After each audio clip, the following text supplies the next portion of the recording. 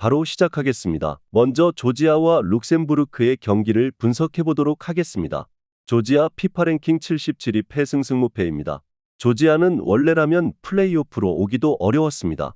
스페인, 스코틀랜드, 노르웨이에 밀려서 조 4위를 차지했기 때문입니다. 네이션스리그 성적이 좋아서 플레이오프로 가기는 했지만 키프로스에게 2승을 기록했을 뿐 동전력 이상의 팀에게는 당하는 것이 일상입니다. 흡이차도 전반적인 A매치 기록이 좋다고는 하지만 결정적인 상황에서 페널티킥을 날리는 등 임팩트 있는 부진이 제법 국대에서는 잦습니다.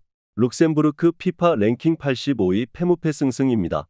룩셈부르크는 수비가 상당히 강한 편입니다. 물론 포르투갈에게 15실점을 기록하기는 했지만 룩셈부르크가 포르투갈에게 유독 강할 뿐입니다.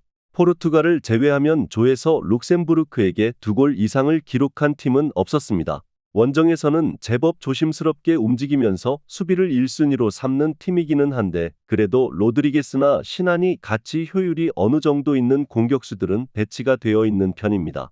포르투갈 정도가 아니면 룩셈부르크를 수비적으로 위기에 빠뜨린 팀은 없었다고 보는 것이 합당합니다.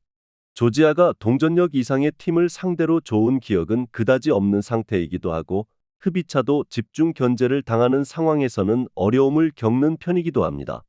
룩셈부르크의 승리를 예상합니다.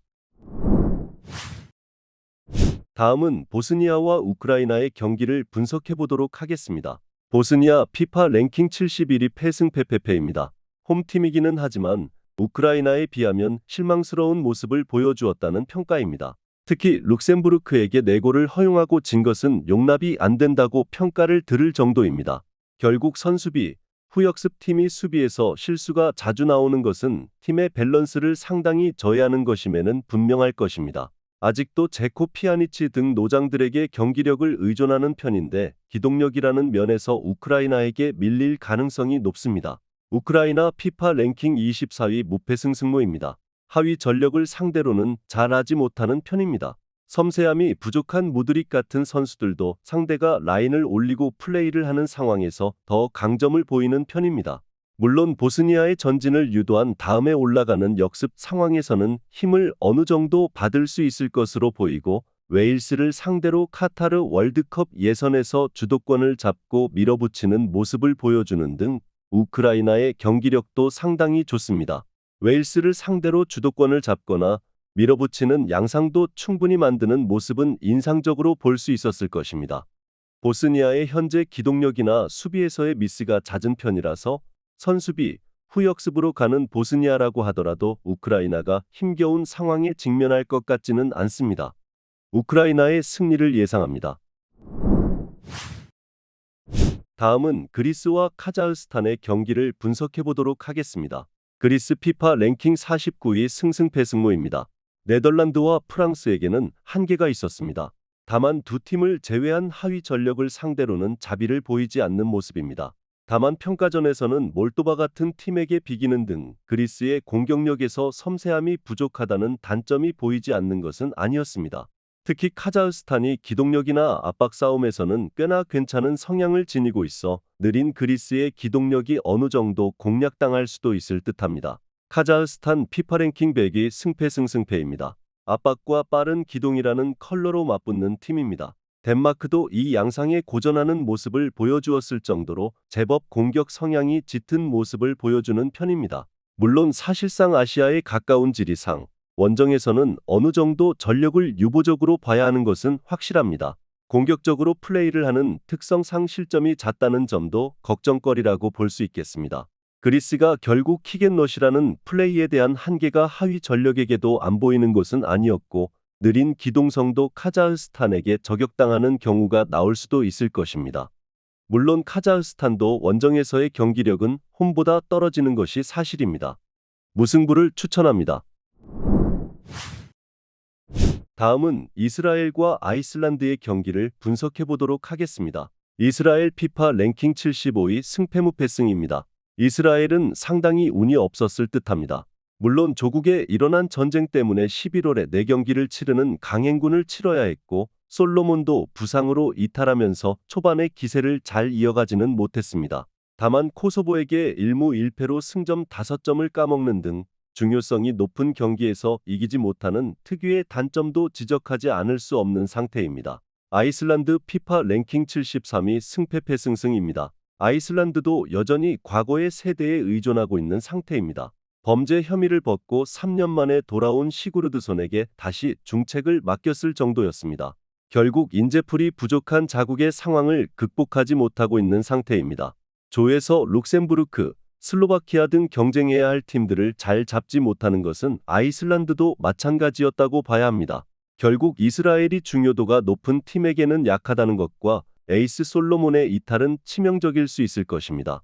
물론 아이슬란드도 아직 세대 교체가 더딘 상황이라 과거의 전력과 비교하면 상당히 퇴보가 된 상황으로 볼 여지도 큽니다. 무승부를 예상합니다. 다음은 폴란드와 에스토니아의 경기를 분석해 보도록 하겠습니다. 폴란드 피파 랭킹 32 패승 무승입니다. 홈에서도 알바니아를 1대0으로 겨우 이기는 등 압도적인 모습을 보여준 것은 아니었습니다. 물론 예선 막판에 레반도프스키가 부상 이슈가 있던 상황이었고 상대가 에스토니아라서 결승까지는 갈 수 있다는 것이 중론입니다. 그나마 밀리크가 부상으로 빠지면서 레반도프스키가 집중 견제를 당할 가능성이 높다는 점이 변수라면 그나마 변수라고 볼 여지는 있을 것으로 보입니다. 에스토니아 피파 랭킹 123위 페무페페페입니다. 그다지 기대되는 전력은 아닙니다. 네이션스 리그 D에서 좋은 성적을 기록하면서 한 번의 기회를 더 얻었을 뿐입니다. 유로 예선에서 꼴찌를 기록한 것이야 전력을 생각하면 있을 수 있는 일이라고 치부할 수는 있습니다. 하지만 평가전에서 아시아 내에서도 강호라고 할 수 없는 태국을 상대로 1대1 무승부를 기록하는 등 사실상 에스토니아가 유럽 내에서는 경쟁력을 크게 잃은 상황이라고 볼 수 있을 것입니다. 물론 홈에서 압도적인 경기력을 보여주는 것도 아니고 레반도프스키가 집중적으로 견제를 당하는 상황이 나올 가능성이 높다는 점을 생각해야 하나 태국을 상대로도 압도적인 경기력을 보여주지 못한 에스토니아가 플레이오프에서 경쟁력을 발휘할 가능성은 매우 적다고 보는 것이 옳을 것 같습니다. 폴란드의 승리는 물론 핸디캡 승리까지도 가능하다고 생각합니다. 마지막으로 웨일스와 핀란드의 경기를 분석해 보도록 하겠습니다. 웨일스 피파 랭킹 29위 승승승무무입니다. 웨일스의 강점은 역시 수비입니다. 공격은 예선에서 3골 이상을 기록한 적이 없을 정도이지만 수비가 한 경기를 제외하면 멀티 실점을 허용하지 않는 견고함을 보여주었습니다. 결국 베일 은퇴 이후에는 공격진의 기동력이 봉쇄되는 상황에서는 약한 모습을 보여주는 성향의 선수들이 많이 남아버린 것이 아쉬운 상태입니다. 다만 압박을 적극적으로 하면서 높은 위치에서 공을 끊는 상황에서는 강점을 가질 수 있습니다. 핀란드 피파 랭킹 62 패패패승승입니다.